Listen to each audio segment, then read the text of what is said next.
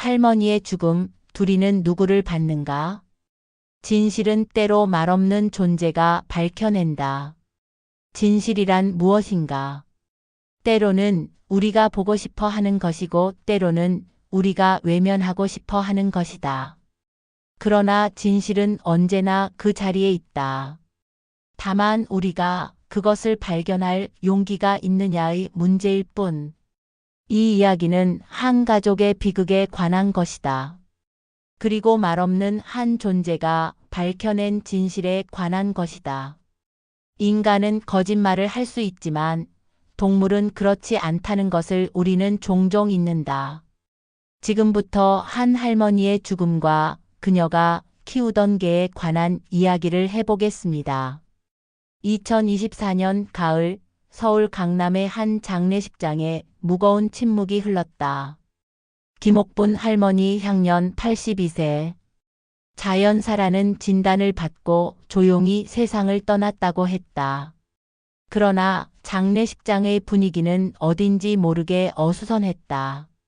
그 이유는 다름 아닌 할머니의 반려견 두리 때문이었다. 15살 된 노견 두리는 할머니와 15년을 함께 살아온 충실한 동반자였다.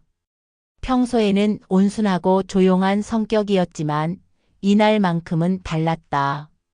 조문객들이 들어올 때마다 두리는 신경질적으로 움직였다. 특히 큰아들 도혁이 영정 앞에 나설 때마다 이상한 반응을 보였다. 이를 드러내며 으르렁거리고 때로는 날카로운 울음소리를 냈다. 걔가 왜 저래? 조문객들이 수군거렸다. 스트레스 받아서 그런 거 아냐? 주인이 죽었으니까. 그런데 좀 이상하긴 해. 다른 사람들한테는 안 그러는데 왜 큰아들한테만 저래? 도혁은 45세에 아버지가 세운 중견 건설회사를 물려받아 운영하고 있는 성공한 사업가였다. 키가 크고 단정한 외모에 언제나 정중한 말투를 유지하는 그는 어머니의 장례를 차분히 치르고 있었다. 그러나 두리의 반응 때문에 미묘한 긴장감이 흘렀다. 두리야, 조용히 해. 도혁이 걔를 달래려 했지만 두리는 더욱 격렬하게 반응했다. 손녀 소연이 두리를 안고 달랬다. 28살의 소연은 도혁의 딸로 할머니와 특히 가까운 사이였다. 어릴 때부터 주말마다 할머니 집에서 지내며 두리와도 친했다. 두리가 왜 이래? 평소에 아빠한테 이런 적 없었는데. 소연의 마음속에 작은 의문이 싹 텄다. 걔는 거짓말을 하지 않는다. 할머니가 늘 해주던 말이었다. 걔들은 사람보다 순수해. 거짓말도 모르고 본능적으로 옳고 그름을 구분하지. 장례식이 진행되는 동안 두리의 이상한 행동은 계속되었다. 둘째 딸 수진이 영정 앞에 설 때는 비교적 조용했지만 도혁이 나타날 때마다 경계심을 드러냈다. 심지어 도혁이 관에 가까이 갈 때는 짖기까지 했다. 걔가 뭘 안다고 저래? 그 한 조문객이 말했다. 그래도 좀 이상하긴 해. 혹시 뭔가 본 거 아냐? 분위기가 어수선해지자 사람들은 서서히 흩어졌다. 걔 따위가 무슨 진실을 알겠느냐는 듯이. 하지만 소연만은 마음이 불편했다. 할머니의 죽음이 자연사라고 했지만 두리의 반응이 너무 이상했다. 그날 밤 소연은 두리를 데리고 집에 돌아왔다. 도혁은 장례 준비로 바빴고 수지는 오랜만에 고향에 내려와 피곤해했다. 수지는 서울에서 혼자 살며 작은 카페를 운영하고 있었다. 결혼도 하지 않은 채 조용히 살아가는 41살의 여성이었다. 두리는 소연의 집에서도 계속 불안해했다. 밥도 잘 먹지 않고 계속 할머니 집 방향을 바라보며 낮게 울었다. 두리야, 할머니가 보고 싶지? 소연이 두리를 쓰다듬었다. 나도 보고 싶어. 하지만 둘이의 울음에는 그리움 이상의 무언가가 담겨 있는 것 같았다. 마치 무언가를 알리려고 하는 것처럼. 장례식이 끝난 지 사흘 후 소연은 할머니 집을 정리하러 갔다. 도혁과 수진도 함께였다. 오랫동안 혼자 살아온 할머니의 집은 추억이 가득했지만 이제는 정리해야 할 때가 되었다. 어머니가 혼자 사시기엔 너무 큰 집이었어. 도혁이 말했다. 그래도 여기서 평생 사셨으니. 엄마는 이 집을 너무 사랑하셨어. 수진이 조용히 말했다. 옮기자고 해도 절대 안 가셨잖아. 소연은 두리와 함께 할머니의 방을 정리했다. 두리는 집에 들어서자마자 이상하게 행동했다.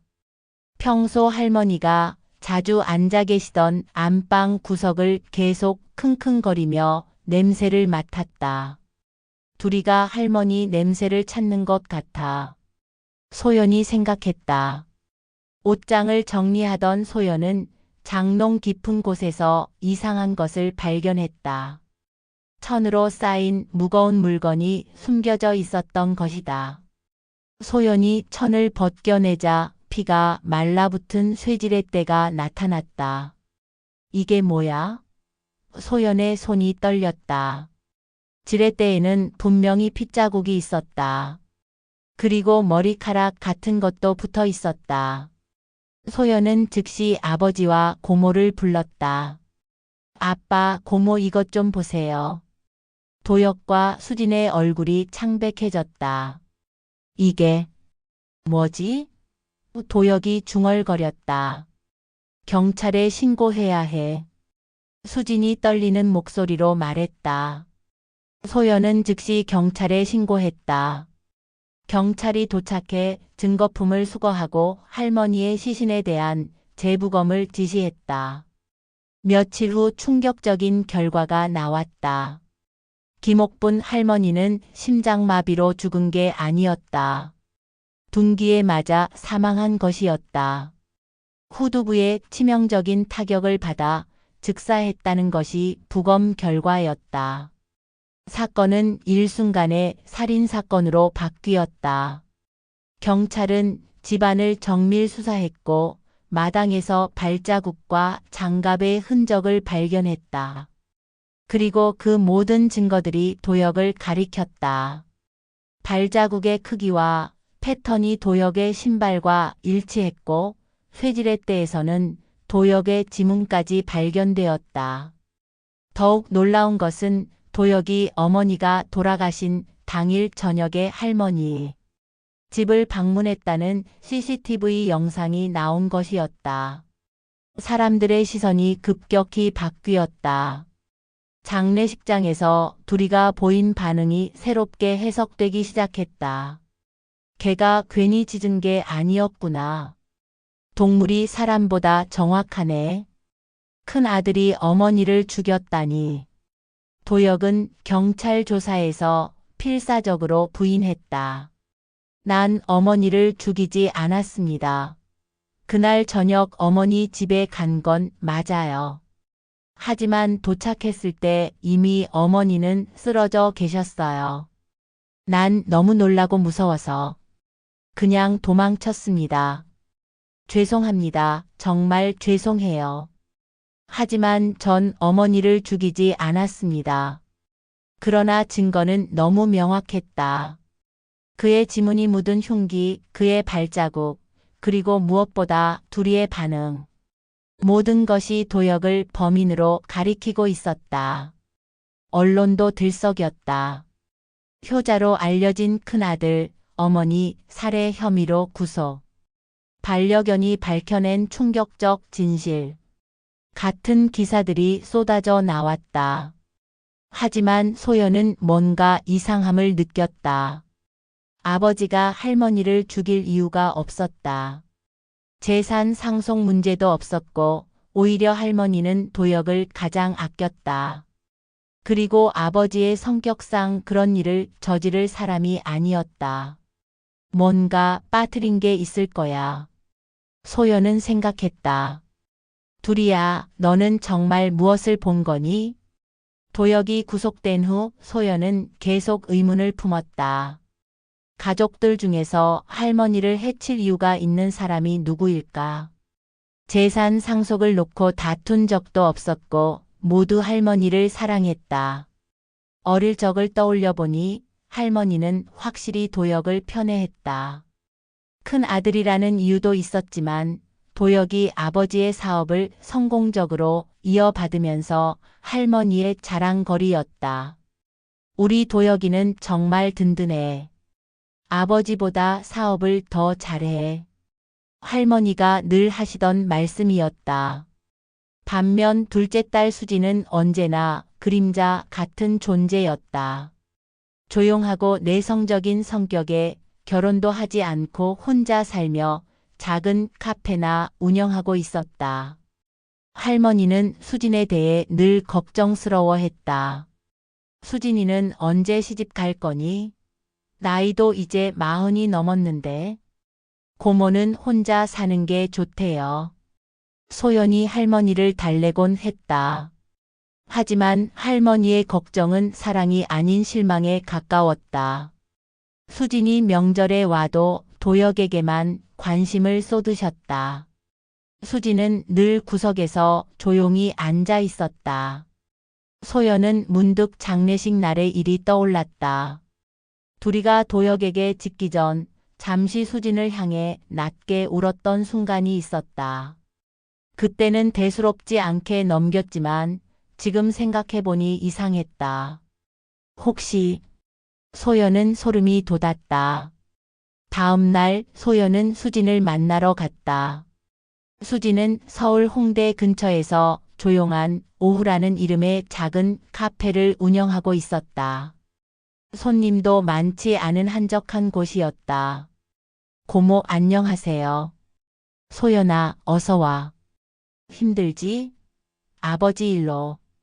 수진은 여전히 조용했지만 뭔가 초조해 보였다. 평소보다 말수가 적었고 자꾸 손을 떨었다. 고모는 할머니가 돌아가신 날 뭐 하셨어요? 그날 집에 있었어. 왜? 아니에요. 그냥.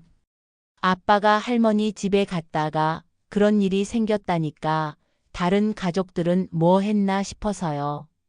수진의 얼굴이 미묘하게 경직됐다. 난 정말 집에 있었어. 카페 정리하고 집에서 TV 봤어. 하지만 그녀의 목소리에는 확신이 없었다. 소연은 더 이상 묻지 않았다. 하지만 마음속 의심은 더욱 커졌다.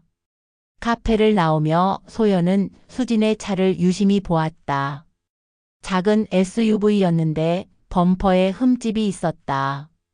새로 생긴 흠집 같았다. 고모 차에 흠집이 있네요. 언제 생겼어요? 아, 그거? 며칠 전에 주차하다가 긁혔어. 별거 아니야. 수진이 성급하게 대답했다. 그리고 빨리 차에 타서 사라졌다. 그날 밤 소연은 두리와 함께 할머니 집을 다시 방문했다. 두리는 집에 들어서자마자 또 이상한 행동을 보였다. 도혁이 구속된 후라 그런지 이번에는 다른 곳을 향해 움직였다. 두리는 수진이 어릴 때 쓰던 방으로 가서 계속 킁킁거렸다. 그리고 옷장 앞에서 발을 긁었다. 두리야, 왜 그래? 소연이 옷장을 열어보니 평범한 옷들과 이불이 있을 뿐이었다. 하지만 두리는 계속 그 자리를 맴돌았다. 혹시 여기에 뭔가 숨겨진 게 있나? 소연은 수진에 대한 의심을 떨쳐낼 수 없었다. 다음 날 다시 할머니 집을 방문해 수진의 방을 자세히 조사했다. 두리도 함께 데려왔다. 두리는 여전히 수진의 방에서 불안해했다. 특히 오래된 책장 앞에서 계속 찢었다. 소연이 책들을 하나씩 꺼내보니 뒤쪽에 오래된 일기장이 숨겨져 있었다. 일기장의 표지에는 수진이라고 적혀 있었다. 어릴 때 쓰던 것 같았지만 마지막 몇 페이지는 최근에 쓴 것 같았다. 소연은 조심스럽게 마지막 장을 펼쳤다. 거기에는 떨리는 필체로 쓰인 문장이 있었다. 엄마, 용서해줘. 더는 참을 수 없어. 날짜는 할머니가 돌아가시기 바로 전날이었다. 소연의 손이 떨렸다. 그리고 그 전 페이지들을 읽어보니 더욱 충격적인 내용들이 적혀 있었다. 오늘도 엄마는 오빠 이야기만 하셨다. 내가 아무리 잘해도 보이지 않으신다. 사업이 어렵다고 오빠가 돈을 빌려달라고 했을 때 엄마는 주저없이 몇 천만 원을 주셨다. 내가 카페 때문에 힘들다고 할 때는 그런 일은 그만두고 시집이나 가라고 하시면서 40이 넘도록 혼자 사는 나를 실패작이라고 생각하신다. 오빠의 그림자에서 벗어날 수 없다. 더는 못 견디겠다. 이 불공평함을, 이 무시를, 일기장을 덮는 순간 방문 앞에서 둘이가 낮게 으르렁거렸다. 그리고 곧장 수진의 옷장으로 뛰어가 발톱으로 옷장 문을 긁어댔다. 둘이야, 뭐가 있는 거야? 소연이 옷장을 다시 자세히 살펴보니 맨 아래 서랍 뒤쪽에 뭔가 숨겨져 있는 것 같았다. 서랍을 빼내자 그 뒤에 피가 묻은 스카프가 숨겨져 있었다. 스카프는 수진이 평소 즐겨 착용하던 것이었다. 그리고 분명히 피가 묻어 있었다. 게다가 할머니의 머리카락도 붙어 있었다. 소연은 즉시 경찰에 신고했다. 경찰이 도착해 스카프를 수거하고 수진을 긴급 체포했다. 스카프에서 할머니의 DNA와 수진의 DNA가 동시에 검출되었다. 그제서야 사건의 전모가 드러나기 시작했다. 도혁이 발견했던 쇠지렛대는 수진이 범행 후 도혁의 방에 숨겨놓은 것이었다. 마당의 발자국도 수진이 도혁의 신발을 신고 만든 것이었다. 도혁의 지문이 흉기에 있던 것도 그가 어머니의 시신을 발견했을 때 당황해서 만진 것이었다. 완벽한 누명이었다. 그리고 둘이는 처음부터 진실을 알고 있었다. 수진이 구속되고 도혁이 석방되었다. 하지만 진정한 진실은 수진의 입에서 나와야 했다. 경찰 조사실에서 수진은 오랫동안 침묵했다가 결국 모든 것을 털어놓았다. 맞아요. 제가 엄마를 죽였어요. 수진의 고백은 차분했지만 절망적이었다. 엄마는 평생 저를 보지 않으셨어요. 오빠만 사랑하셨어요. 어릴 때부터 그랬어요. 오빠는 뭘 해도 칭찬받고 저는 뭘 해도 부족하다고 하셨어요. 그날 또 오빠 이야기를 하시더라고요. 사업이 어렵다고 하니까 또 돈을 주시겠다고. 제가 카페 때문에 힘들다고 했을 때는 그딴 일 그만두라고 하셨으면서요. 수진의 목소리가 떨렸다. 넌 왜 오빠처럼 되지 못하니? 결혼도 안 하고 돈도 제대로 못 벌고. 그 말을 듣는 순간 뭔가 끊어졌어요. 40 넘게 참아온 게 다. 부엌에서 밥을 하시던 엄마 뒤에서 쇠지렛대로 한 번만 쳤어요. 그런데 엄마가 그대로 쓰러지셨어요. 수지는 울지 않았다. 오히려 담담했다. 죽인 후에 너무 무서웠어요. 그래서 오빠한테 누명을 씌우려고 흉기를 오빠 방에 숨기고 오빠 신발을 신고 마당을 돌아다녔어요. 오빠가 그날 엄마를 만나러 온다는 걸 알았거든요. 미안해요, 오빠. 정말 미안해요. 하지만 전 더는 그림자로 살 수 없었어요. 수진의 고백을 들은 도혁은 충격에 빠졌다. 어머니를 살해한 것도 충격이었지만 평생 자신이 받은 사랑이 수진에게는 상처였다는 것이 더 큰 충격이었다. 수진아, 나는 몰랐어. 정말 몰랐어. 알았다고 해서 달라질 게 있었겠어요? 엄마의 사랑은 이미 정해져 있었는걸요. 사건의 진실이 밝혀지면서 사람들은 다시 한번 충격에 빠졌다. 장례식장에서 둘이가 보인 반응이 모든 걸 예고하고 있었던 것이다. 걔가 정말 알고 있었구나. 동물의 본능은 무서워. 처음부터 진짜 범인을 알아봤던 거야. 사건이 해결된 후 가족들은 각자 다른 길을 걸어야 했다. 도혁은 무죄로 풀려났지만 마음의 상처가 깊었다. 어머니를 잃은 슬픔과 동생이 범인이라는 충격, 그리고 자신도 모르게 수진에게 상처를 줬다는 죄책감이 그를 괴롭혔다. 내가 너무 무감각했나? 도혁은 소연에게 물었다.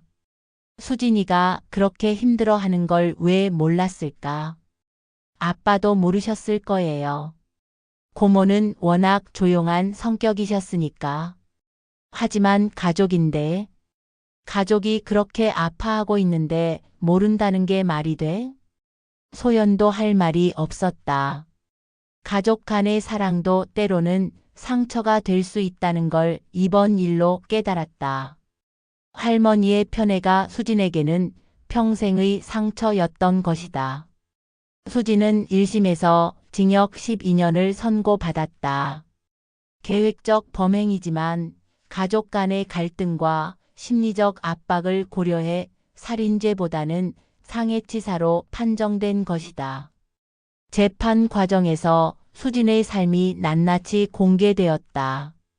어릴 때부터 형에 비해 관심을 받지 못했고 성인이 되어서도 늘 비교당했던 삶. 결혼하지 않았다는 이유로 받은 무시와 편견들. 카페 사업의 어려움을 가족에게 털어놓아도 진지하게 받아들여지지 않았던 경험들. 피고인은 평생 가족의 그림자로 살아왔습니다. 하지만 그것이 살인을 정당화할 수는 없습니다. 판사의 선고문이었다. 사람들은 이 사건을 두고 다양한 반응을 보였다. 수진을 동정하는 사람들도 있었지만 대부분은 어떤 이유든 살인은 용서받을 수 없다는 입장이었다. 하지만 가장 놀라운 것은 둘이의 행동이었다. 둘이는 처음부터 모든 것을 알고 있었다는 듯 행동했다. 장례식장에서 도혁을 향해 짖은 것은 그가 범인이라서가 아니라 그의 몸에 묻은 할머니의 냄새와 현장의 냄새 때문이었다. 도혁이 할머니의 시신을 발견하고 만졌을 때 묻은 냄새를 둘이가 감지한 것이었다. 그리고 수진을 향해 낮게 울었던 것은 진짜 범인의 냄새를 맡았기 때문이었다. 수진의 옷과 몸에 배어 있던 할머니의 피냄새를. 둘이는 개의 예민한 후각으로 모든 진실을 파악하고 있었던 것이다. 개는 거짓말을 하지 않는다. 할머니의 말이 맞았다. 인간은 서로 속이고 속을 수 있지만 둘이는 본능적으로 진실을 알고 있었다. 사건이 종결된 지 한 달 후 소연은 둘이와 함께 할머니의 무덤을 찾았다. 가을이 깊어가는 시점이었다. 단풍잎들이 무덤 주변에 떨어져 있었고 찬 바람이 불었다. 둘이는 무덤 앞에서 오랫동안 가만히 앉아 있었다. 그리고 할머니의 사진을 바라보며 길고 슬픈 울음을 터뜨렸다. 마치 이제야 제대로 된 이별을 하는 것 같았다. 둘이야, 할머니께 뭐라고 말씀드리고 싶어? 소연이 물었다. 둘이는 울음을 멈추고 할머니의 사진을 조용히 바라보았다. 그 눈빛에는 슬픔과 함께 뭔가 다른 감정이 담겨 있었다. 마치 이렇게 말하는 것 같았다. 나는 봤다. 사람들은 서로 속일 수 있어도 나는 끝내 진실을 놓치지 않았다. 소연의 눈가에 눈물이 맺혔다. 진실은 결국 말없는 동물이 밝혀낸 것이었다. 인간의 복잡한 감정과 거짓말 사이에서 두리만이 순수한 본능으로 옳고 그름을 구분했다. 고마워, 두리야. 네가 아니었다면 아빠는 평생 억울함을 안고 살았을 거야. 하지만 동시에 소연은 복잡한 감정에 휩싸였다. 진실이 밝혀진 것은 다행이지만 그 진실이 가져온 결과는 너무나 비극적이었다. 할머니의 죽음, 수진의 체포, 가족의 해체. 할머니, 미안해요. 우리가 서로를 더 이해했다면 이런 일이 일어나지 않았을 텐데. 무덤 앞에서 소연과 두리는 오랫동안 침묵했다. 바람에 흔들리는 나뭇잎 소리만이 정막을 깨뜨렸다. 그날 이후 소연은 두리와 함께 살기로 했다.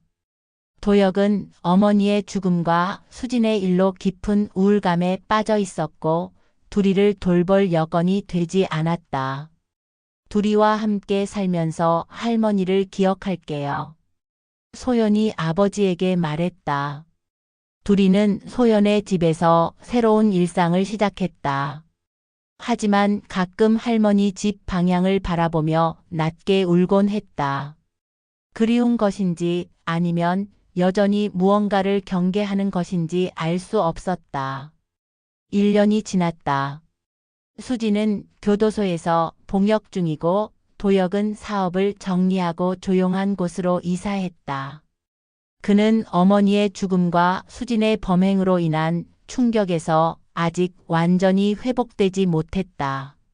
소연은 두리와 함께 평범한 일상을 살아가고 있다. 두리는 이제 16살의 노견이 되었지만 여전히 예리한 감각을 유지하고 있다. 산책할 때마다 주변을 경계하고 이상한 냄새가 나면 즉시 반응한다. 어떤 사람들은 말한다. 두리가 그날 진실을 밝혀낸 것이 과연 좋은 일이었을까? 모르는 척했다면 도혁이 억울하게 감옥에 갔겠지만 가족이 완전히 파괴되지는 않았을 텐데. 하지만 소연은 생각한다. 진실은 언젠가 밝혀져야 하는 것이라고. 그리고 그 진실을 밝혀낸 것이 말 못하는 동물이라는 것이 더욱 의미 깊다고. 두리야, 네가 용감했어. 소연이 두리를 쓰다듬으며 말한다. 사람들이 모두 외면할 때 너만은 포기하지 않았어. 두리는 소연을 바라보며 살짝 꼬리를 흔든다. 그 눈빛에는 여전히 할머니에 대한 그리움과 함께 자신의 역할을 다했다는 만족감이 담겨 있는 것 같다. 이 사건은 많은 사람들에게 교훈을 남겼다. 가족 간의 사랑도 때로는 독이 될 수 있다는 것. 무관심과 편견이 어떤 결과를 낳을 수 있는지. 그리고 진실은 언제나 그 자리에 있다는 것. 김옥분 할머니의 무덤에는 지금도 가끔 두리와 소연이 찾아온다. 두리는 무덤 앞에서 여전히 긴 울음을 운다. 그 울음에는 그리움과 함께 끝까지 진실을 지켜냈다는 자부심이 담겨 있다. 사람은 거짓말을 할 수 있지만 동물은 그렇지 않다.